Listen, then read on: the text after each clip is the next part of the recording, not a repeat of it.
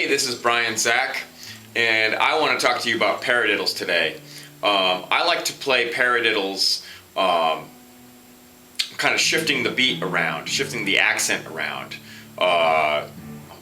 So starting on the beat, you might have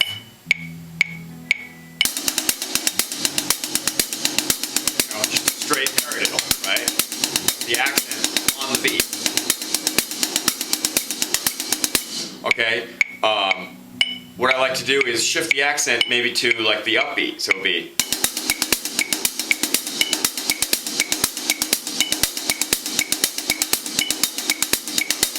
What if we threw the accent on the one E and of the beat? So that would be.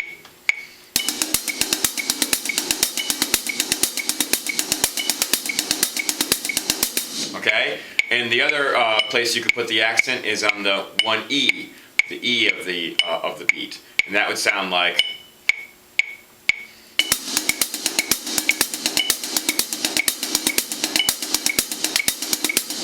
Okay, you can find these written out on the first page of the Stick Control book by George Lawrence Stone. Numbers 5, 6, 7, and 8. You have the paradiddles at number 5, and then 6, 7, and 8 consist of the other displacements of the paradiddle. It's pretty cool. And what I like to be able to do is like go back and forth between them, between the four of them, without stopping. So playing along with the metronome, I'll start with the first one, number 5, 2, 3, 4.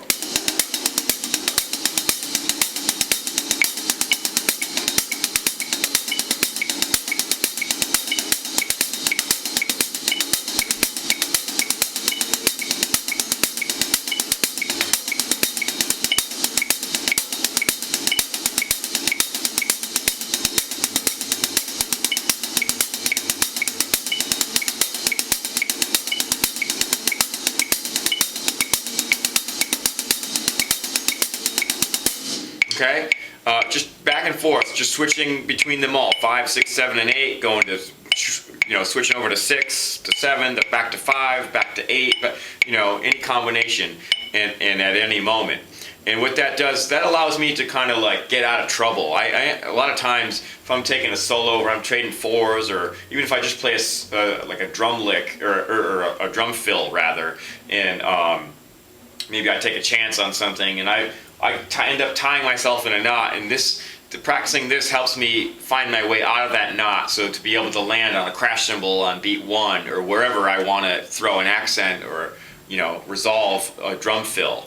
That way I have the sticking, I have the muscle memory, and it just helps me come out of a trouble situation that I might find myself in, and I'm always finding myself in trouble, I'll have you know. What was really cool about me practicing this, I ended up coming up with a little lick of my own. It's a 9-note repeating pattern. The sticking consists of inverted doubles, which I've talked about in another video, so check that out. But also it consists of the paradiddle. So the easiest way for me to kind of break it down and explain it, we're still working with accents. This exercise begins with an accent on the right, and the best way for me to explain it is if I start playing an inverted double. So it just ends up being.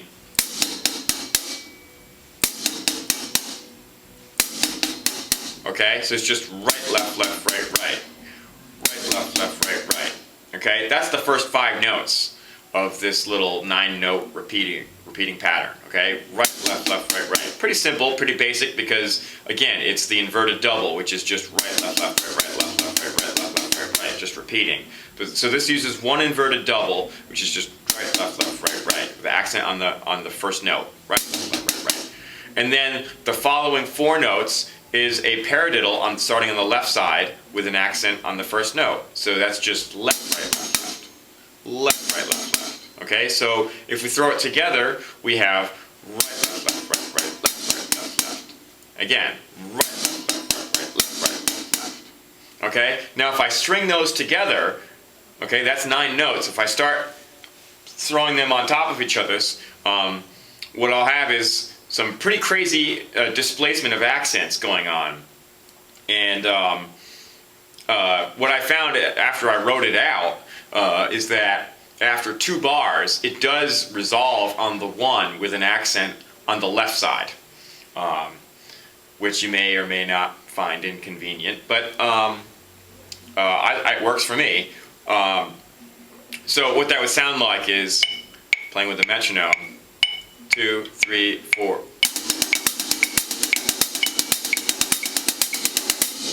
Okay, so I just played the 2 bars, right? 1, 2, 3, 4.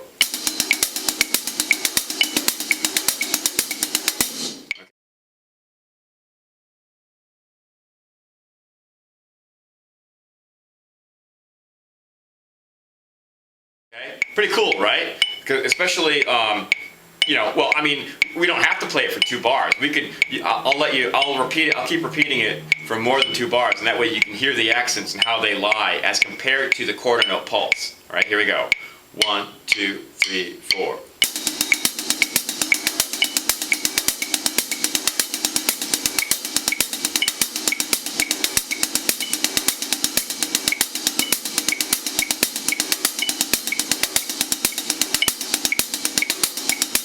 Okay, pretty cool.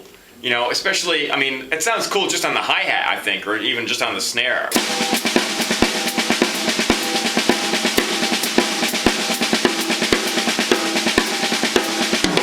Right? If you start throwing in toms.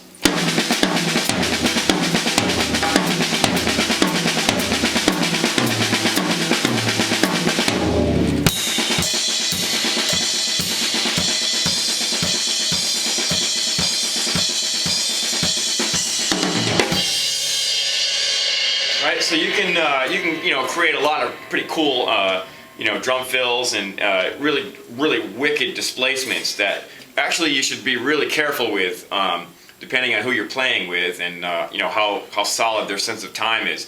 You can very easily throw off an entire band. You know, you can lose their sense of where 1 is very easily with this lick. So you gotta use discretion with this, and you know, pick and choose your places to use this on.